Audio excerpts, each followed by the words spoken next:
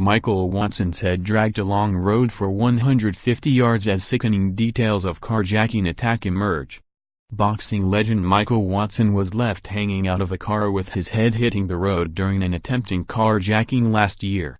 The disabled former fighter, 53, was being driven home by his carer Lennard Ballack when thugs tried to steal the car near their home in Chingford, East London. Ballack was sprayed with ammonia during the terrifying incident, a court heard on Monday. Mr. Ballack was ordered out of the car as he screamed with pain, the court heard, but Mr. Watson got caught in the seatbelt of the passenger seat.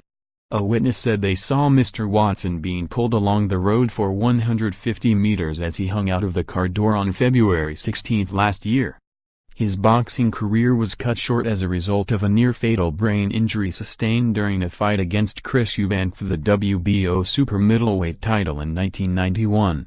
Simon Luck, 29, and Paul Samuels, 31, and Anselm Lijma, 23, are charged with one count of conspiracy to commit robbery on January 28 last year and one count of applying a corrosive liquid on February 16.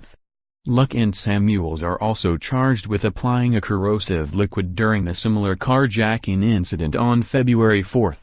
Robert Evans, prosecuting, said, "This case concerns a conspiracy, in agreement to rob people of their cars, the cars they are driving, in what's called carjacking. The method the robbers in this case use is this: they start off in another car, when they see a car they want to steal they pull up behind it.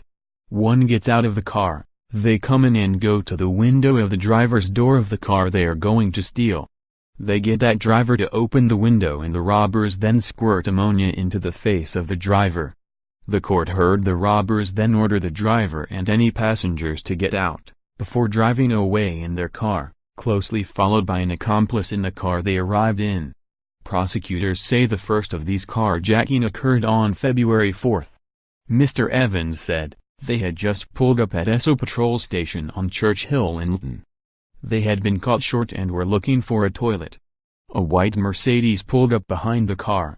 A male in dark clothing with a yellow stripe down the side of his trousers gets out of the front passenger side. He goes to the driver's door of the Audi and in his statement, Mr. Robinson says the robber asks him if he had a light and then he squirted ammonia into his eyes and his face. CCTV shows Mr. Robinson and Miss Phoebe Evans get out of the car and another male gets out of the Mercedes. He gets out from the rear of the car and goes to the driver's door.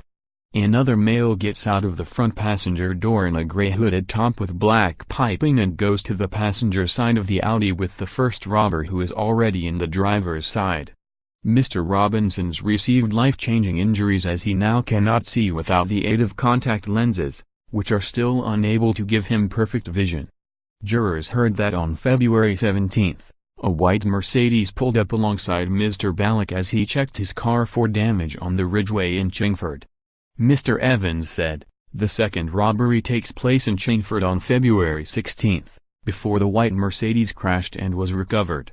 The victims in this robbery was a man called Lennard Ballack and a former boxer called Michael Watson. 2 weeks after the first robbery in Luton the defendants were at it again.